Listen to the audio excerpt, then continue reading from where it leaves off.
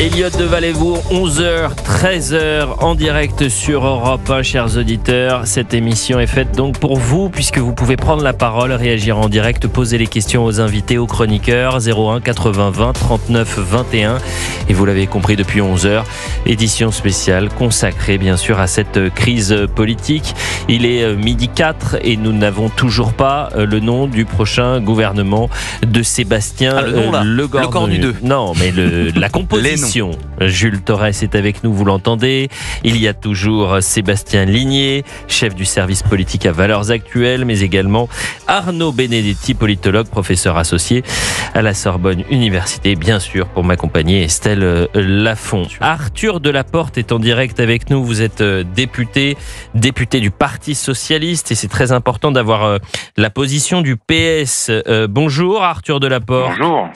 Olivier Faure, j'ai lu l'interview d'Olivier Faure ce dimanche matin qui estime que la dissolution est, je cite, l'hypothèse la plus vraisemblable. Alors, est-ce que vous pouvez préciser un peu qu'est-ce que ça veut dire? C'est que on tend vers une censure du Parti Socialiste ce dimanche midi?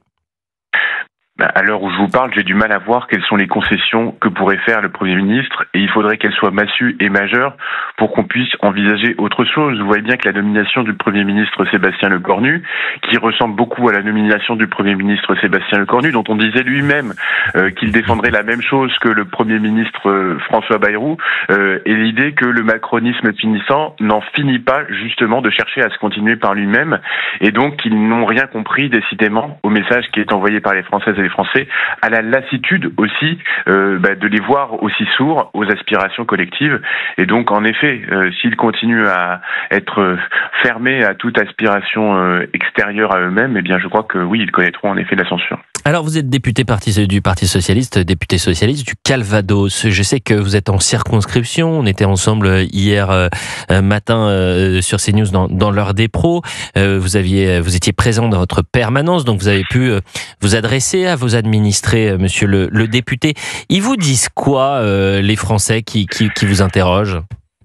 Ils ne croient plus dans le macronisme. Moi, c'est ce que j'ai ressenti vraiment violemment ce week-end, c'est que ce qui revient souvent, c'est du foutage de gueule. Ils se moquent de vous. Et donc, la nomination de Sébastien Lecornu, c'est un peu une goutte d'eau supplémentaire. Il faudra voir si c'est celle qui fait déborder le vase, quoi qu'il en soit. Elle s'additionne à toutes les humiliations ressenties par les décisions précédentes. Alors, il y a aussi un enjeu, parce qu'on l'a bien compris, la dissolution se précise, si censure il y a, donc ça voudrait dire législative anticipée. Certes, on en est loin, mais quand même, il faut aussi clarifier la situation. Pour le Parti Socialiste, je sais que lors des deux précédentes élections législatives, il y avait le fameux Nouveau Front Populaire. La NUPES dans saison 1, le NFP en saison 2. Est-ce qu'il y aura une saison 3, Arthur Delaporte, ou est-ce que vous avez décidé de vous mettre à l'écart de la France insoumise? Déjà, vous dire une première chose, c'est que la dissolution est une option, mais qu'il y a aussi toujours celle que nous demandions, c'est-à-dire la nomination de la gauche au gouvernement.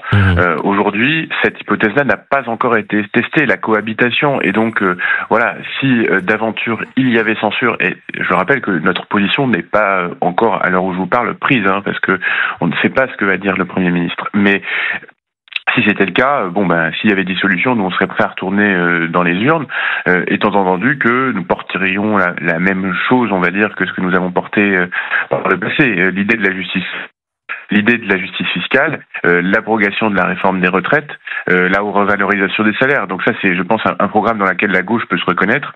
Après, vous dire qu'il y aurait le même attelage, ou en tout cas la même configuration partisane que dans une précédente dissolution, je ne suis pas en mesure de vous le dire à l'heure où je vous parle. Monsieur Delaporte, Jules Torres. Bonjour.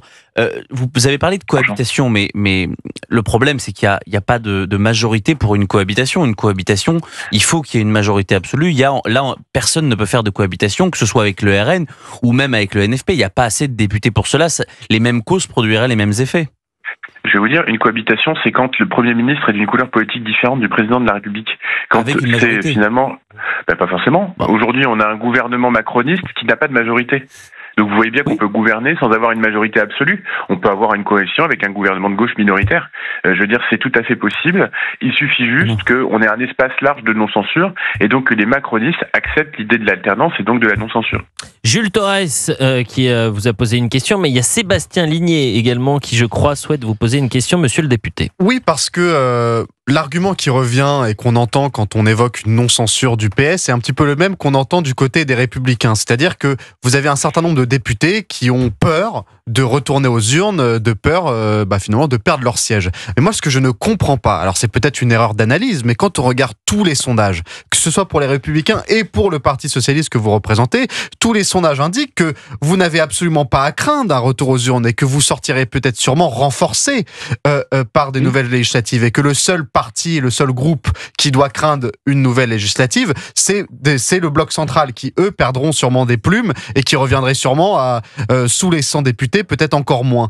Donc pourquoi ne pas aller à la dissolution? Pourquoi retarder l'inévitable alors que tout indique que vous sortiriez parmi les grands gagnants?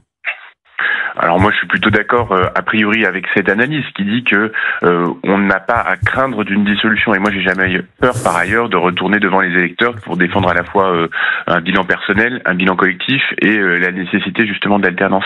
Mais justement aujourd'hui, est-ce qu'il y aurait un changement fondamental dans les blocs politiques présents à l'Assemblée nationale? Je n'en suis pas certain.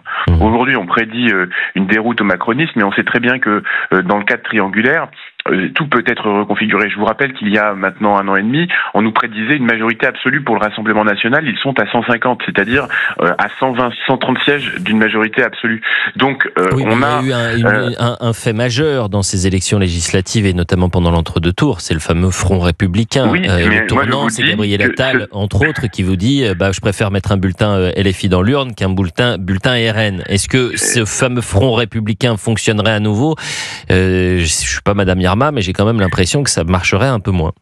Eh bien, justement, vous n'êtes pas Madame Irma et moi non plus. Et donc, en fait, tout est possible, y compris un tel type de configuration, puisque dans les enquêtes initiales, en effet, on nous disait qu'il y aurait 100 macronistes et que finalement, ils se retrouvent à 160 grâce à cette logique aussi de Front républicain. Donc, on ne sait jamais ce qui peut se passer. Les Républicains, c'est pareil. Vous savez, Laurent Wauquiez, il a été sauvé parce que des électeurs de gauche ont préféré voter Laurent Wauquiez que le Rassemblement national et que un candidat de gauche s'est désisté. Donc, ça s'est passé partout en France, et cette logique-là, à mon avis, fait toujours partie de ce qui est ancré dans les Français qui sont sensibles à cette tradition républicaine, qui n'est pas simplement une tradition, qui est aussi une conviction profonde que la menace de l'extrême droite est supérieure à tout le reste. Et donc qu'on préfère un paysage politique multipolaire plutôt que finalement un paysage monocolore où ça serait le Rassemblement national qui serait la ligne politique. Est-ce que vous dites la menace de l'extrême droite et le danger prioritaire, est-ce que les Français partagent votre avis? J'en suis moins sûr. Arnaud Benedetti. Monsieur le député, moi j'ai une autre question. On a beaucoup parlé de dissolution. Il y a une autre hypothèse qui est sur la table et qui aujourd'hui agite aussi le débat public, c'est le départ du président de la République. Est-ce que vous considérez qu'une démission du président de la République aujourd'hui, je ne parle pas de la destitution à laquelle d'ailleurs vous ne vous êtes pas associé, est-ce qu'une démission du président de la République ne serait pas un moyen de sortir de la crise finalement politique dans laquelle nous sommes rentrés? Ça fait partie des 3 options de sortie de crise: cohabitation, dissolution, démission. Donc cette hypothèse-là existant, elle peut permettre d'en sortir. Après, la question est-ce que sur vous l'appelez de vos présidentielle, vous voyez bien que c'est un choix binaire. C'est pas justement comme une élection législative où on peut avoir des formes de coalition. Parce que si vous pouvez avoir le RN seul au pouvoir, étant donné leur force aujourd'hui dans les enquêtes d'opinion, contrairement à la gauche qui doit s'unir pour pouvoir gouverner, qui ne peut, à un seul parti ne pouvant à lui seul prétendre à avoir la majorité absolue, il y a une différence majeure. Donc sur l'élection présidentielle, là, vous voyez, vous passez d'un choix multiple à un choix qui est au second tour à tout le moins binaire. Est-ce que je pense qu'il y a un risque RN sur une élection présidentielle plus fort que sur une législative? Oui, je le crois. Est-ce que je le souhaite? Justement, moins. Voilà. Je ne crois pas que ça soit de nature à permettre à ce que le pays aille dans un meilleur sens. Et je Je dirais même l'inverse, parce que aujourd'hui, vous voyez bien que cette fragmentation du paysage politique, cette faiblesse des différentes organisations politiques rend le seuil de qualification au second tour pour celui qui ne serait pas le candidat du Rassemblement national assez hasardeux. Et donc du coup, un tel résultat beaucoup plus imprévisible. Et à ce stade, moi je vous dis, voilà, je ne crois pas que ce soit l'option qui nous sorte de l'ornière. Et je rajoute par ailleurs que une démission et une nouvelle élection présidentielle serait quasi obligatoirement suivie d'une dissolution. Et donc du coup, l'option numéro 2 que j'évoquais serait de fait de nouveau sollicitée. Eh bien écoutez, merci beaucoup monsieur Delaporte, député du Calvados, député PS du Calvados, alors que la censure se dessine un peu plus. Hervé Marseille, alors pour les auditeurs, ça ne parle pas forcément, c'est le président, c'est vrai, c'est le président de l'UDI, qui est le parti centriste, qui participe au bloc central. Mais bien sûr, qui participe au bloc central, qui a estimé que le gouvernement est d'ores et déjà menacé, avant même qu'il ne soit nommé, peut-être même, je cite, cette semaine, il a dit ça chez nos confrères de Radio J, interrogé par Frédéric Aziza. On va en parler dans un instant, justement, après la pause. Est-ce que la censure se dessine? On entendra aussi Dominique de Villepin, qui a agité le fameux chiffon rouge de l'extrême droite, un peu comme monsieur Delaporte. C'est très intéressant. Moi, que la gauche considère que la plus grande menace, ça soit l'extrême droite, pourquoi pas? Moi, ce qui m'intéresse, c'est de savoir si ça trouve un écho chez les Français. J'ai l'impression que ce chiffon rouge qui est agité depuis 40 ans, c'est d'ailleurs théorisé par Lionel Jospin en 2002, le théâtre antifasciste, il ne fonctionne plus. Et plus vous dites l'extrême droite, l'extrême droite, l'extrême droite, plus vous mettez une pièce pour le Rassemblement national, puisque les Français combattent bien évidemment les extrêmes, que ce soit l'extrême gauche ou l'extrême droite, et qu'aujourd'hui ils ne voient pas de lien entre la fameuse extrême droite et le Rassemblement national, du moins une partie majoritaire des Français.